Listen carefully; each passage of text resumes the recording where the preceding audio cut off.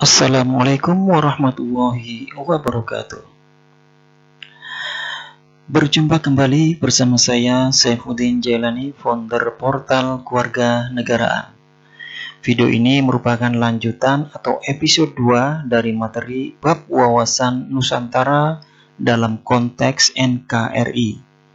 Jadi, materi yang akan kita bahas adalah subbab yang kedua, yaitu aspek Trigatra dan Pancagatra dalam wawasan Nusantara. Aspek Trigatra dan Pancagatra dalam wawasan Nusantara.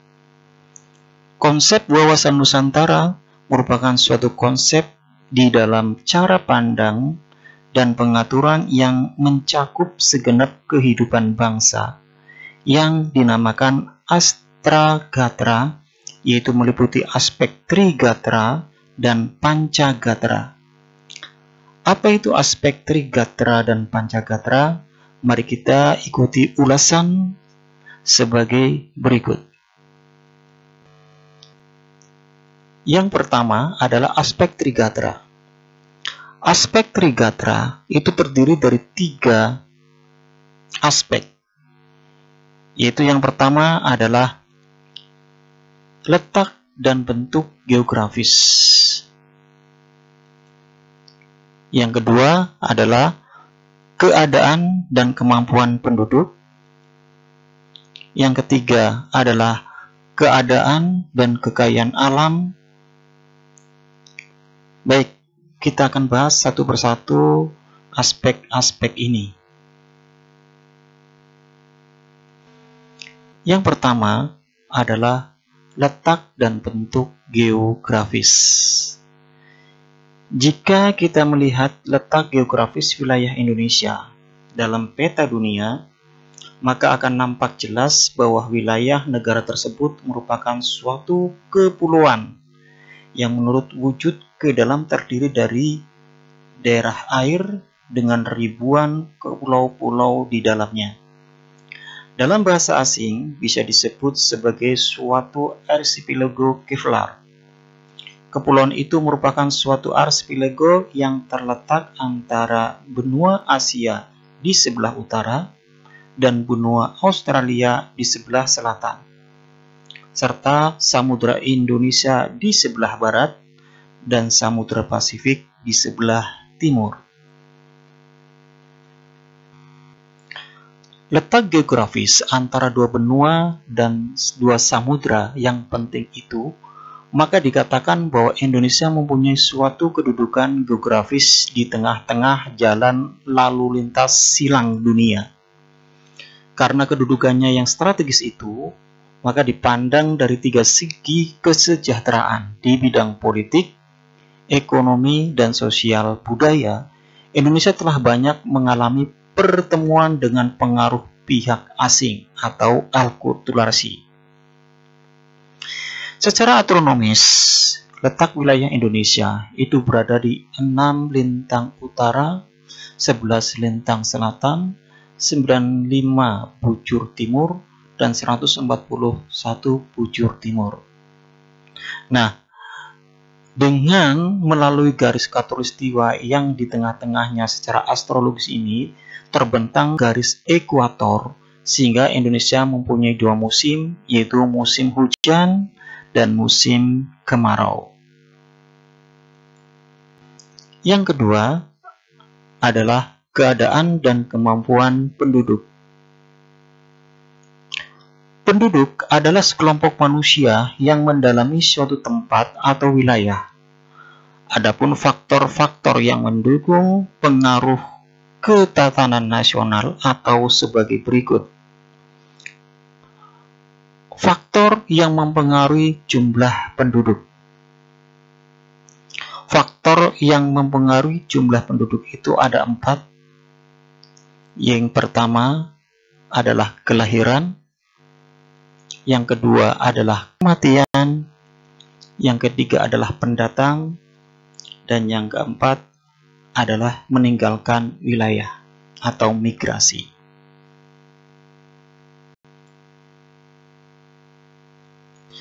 pertumbuhan penduduk di suatu wilayah mempunyai dampak positif dan negatif. Nah, apa saja dampak positif dan negatif? Yang pertama kita akan bahas yaitu segi positifnya. Segi positif, bangsa Indonesia mempunyai penduduk yang cukup banyak. Yang pertama adalah pertambahan angkatan kerja atau manpower. Yang kedua adalah pertambahan tenaga kerja atau labor force. Sedangkan dari segi negatifnya adalah apabila pertambahan penduduk tidak seimbang dengan tingkat pertumbuhan ekonomi yang tidak diikuti dengan usaha peningkatan kualitas penduduk, maka ini akan menjadi sebuah permasalahan bagi suatu negara.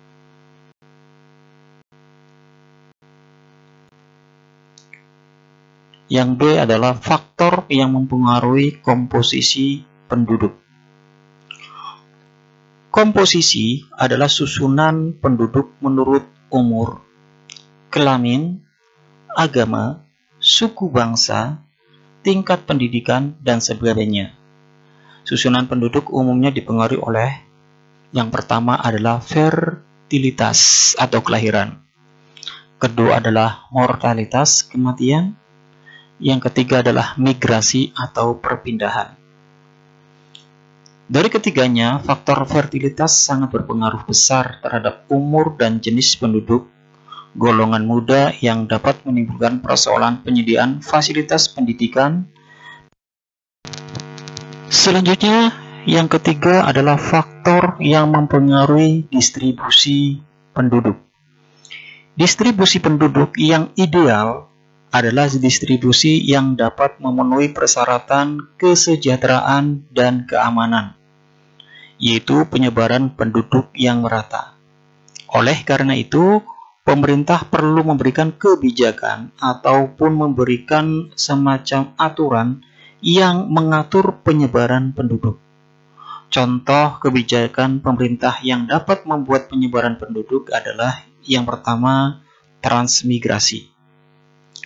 Yang kedua, mendirikan pusat-pusat pengembangan atau growth center.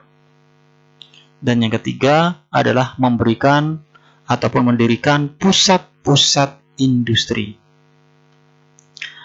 Kemampuan penduduk yang tidak seimbang dengan pertumbuhan penduduk itu dapat menimbulkan ancaman-ancaman terhadap persatuan nasional.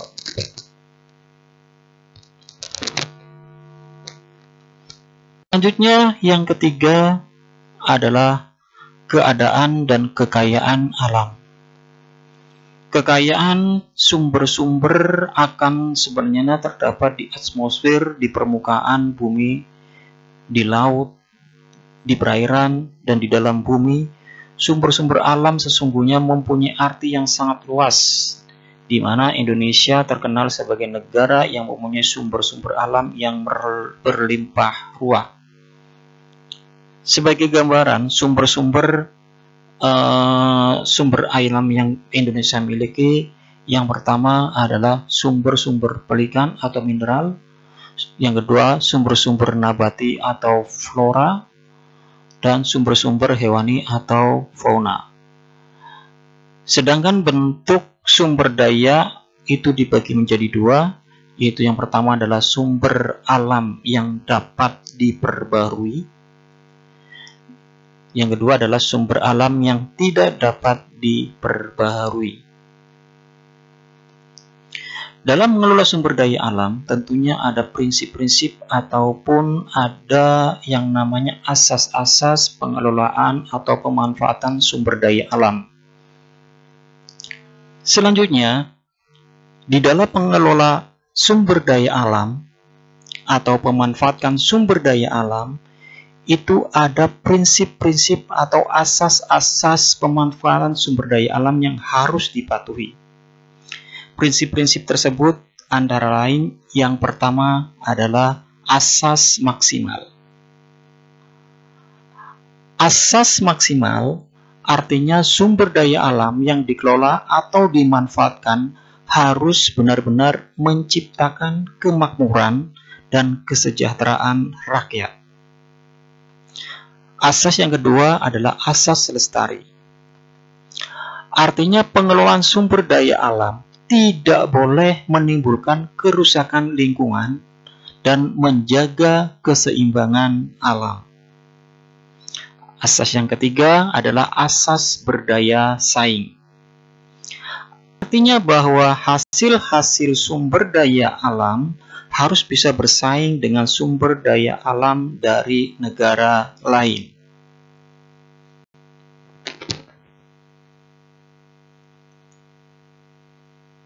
Adalah aspek yang kedua, yaitu aspek Pancagatra. Pancagatra adalah aspek-aspek kehidupan nasional yang menyangkut kehidupan dan pergaulan hidup manusia dalam bermasyarakat dan bernegara, dengan ikatan-ikatan, aturan-aturan, dan norma-norma tertentu. Hal-hal yang termasuk dalam aspek Pancagatra itu ada 5. Yang pertama adalah ideologi, kedua adalah politik, yang ketiga adalah ekonomi, keempat adalah sosial budaya, dan yang kelima adalah hankam. Baik, kita akan ulas satu persatu dari Pancagatra ini. Yang pertama adalah aspek ideologi. Ideologi suatu negara diartikan sebagai guiding of principle, atau prinsip yang dijadikan dasar suatu negara atau bangsa. Ideologi adalah pengetahuan dasar atau cita-cita yang ingin dicapai oleh suatu negara. Ideologi merupakan konsep yang mendalam mengenai kehidupan yang cita-citanya serta yang ingin diperjuangkan dalam kehidupan nyata. Ideologi dapat dijabarkan ke dalam sistem nilai kehidupan, yaitu serangkaian nilai yang tersusun secara sistematis dan merupakan kebulatan ajaran dan doktrin. Dalam strategi pembinaan ideologi berikut adalah beberapa prinsip yang harus diperhatikan. Yang pertama, ideologi harus diaktualisasikan dalam bidang kenegaraan oleh warga negara. Kedua, ideologi sebagai perekat atau pemersatu yang harus ditanamkan pada seluruh warga negara. Ketiga adalah ideologi harus dijadikan panglima, bukan sebaliknya. Selanjutnya, aktualisasi ideologi dikembangkan ke arah keterbukaan dan kedinamisan. Yang kelima adalah ideologi Pancasila mengakui keanekaragaman dalam hidup berbangsa dan dijadikan alat untuk mensejahterakan dan mempersatukan masyarakat.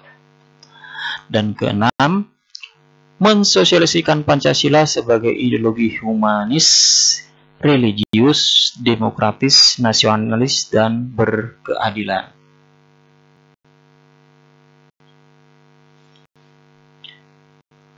Aspek Pancagatra yang kedua adalah politik. Politik diartikan sebagai asas, haluan, atau kebijaksanaan yang digunakan untuk mencapai tujuan dan kekuasaan. Kehidupan politik dapat dibagi ke dalam 2 sektor, yaitu sektor masyarakat yang memberikan input dan sektor pemerintah yang berfungsi sebagai output. Sistem politik yang diterapkan dalam suatu negara sangat menentukan kehidupan politik di negara yang bersangkutan.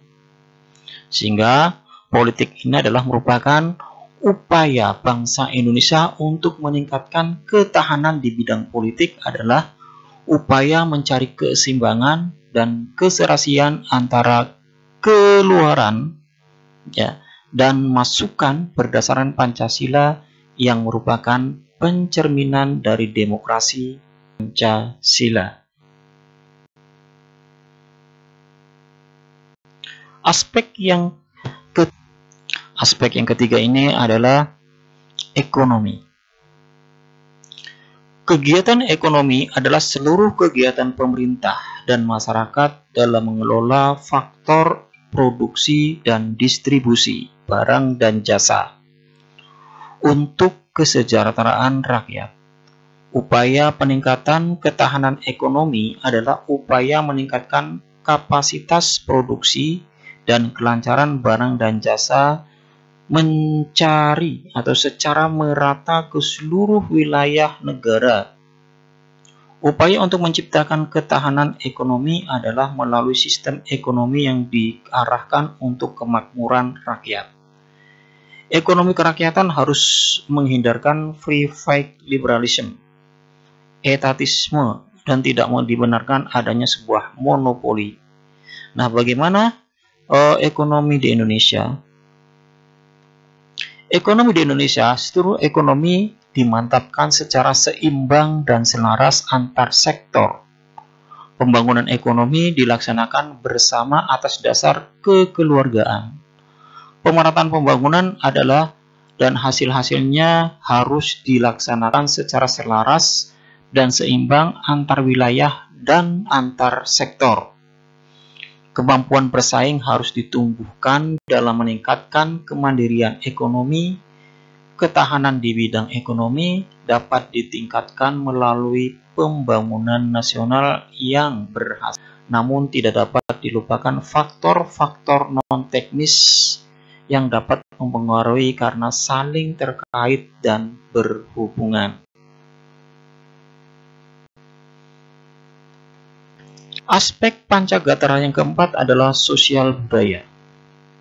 Sosial budaya dapat diartikan sebagai kondisi dinamis budaya bangsa yang berisi keuletan untuk mengembangkan kekuatan nasional dalam menghadapi dan mengatasi ancaman, tantangan, hambatan, dan gangguan.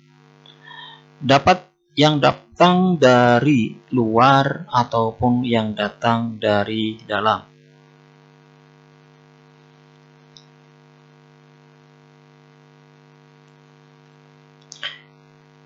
Esensi dari sosial budaya sebagai kondisi ketahanan budaya adalah pengaturan dan penyelenggaraan kehidupan sosial budaya. Ketahanan budaya merupakan pengembangan sosial budaya di mana setiap warganya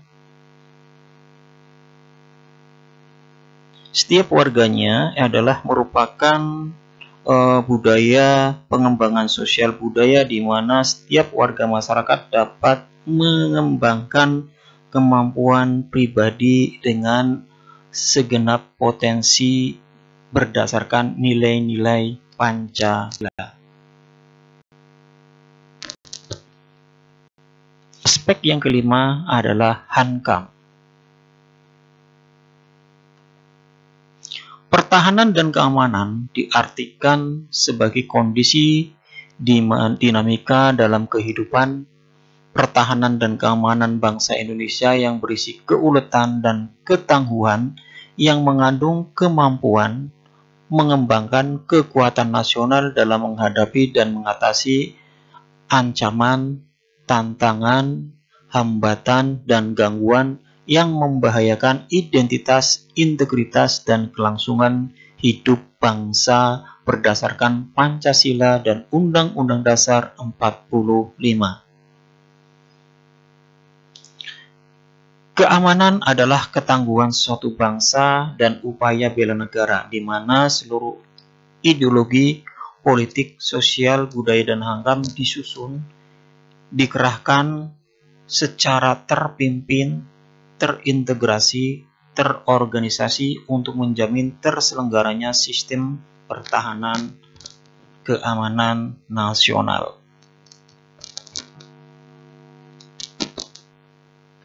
Adapun prinsip-prinsip di dalam sistem keamanan nasional itu ada 4. Yang pertama, bangsa Indonesia adalah bangsa yang cinta damai tetapi lebih cinta kemerdekaan. Kedua, pertahanan keamanan berlandaskan pada landasan ideal Pancasila landasan konstitusional Undang-Undang Dasar 45, dan landasan visional wawasan Nusantara. Yang ketiga, pertahanan keamanan negara merupakan upaya terpadu yang melibatkan segenap potensi dan kekuatan nasional. Dan yang keempat adalah pertahanan dan keamanan diselenggarakan dengan Sistem Pertahanan dan Keamanan Nasional atau SISHANKAMNAS dan Sistem Pertahanan dan Keamanan Rata atau SISHANKAM Rata.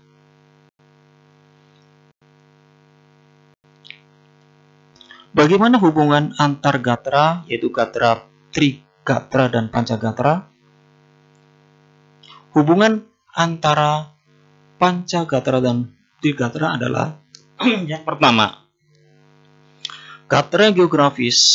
Karakter geografis sangat mempengaruhi jenis, kualitas, dan persebaran kekayaan alam, dan sebaliknya, kekayaan alam dapat mempengaruhi karakteristik geografis.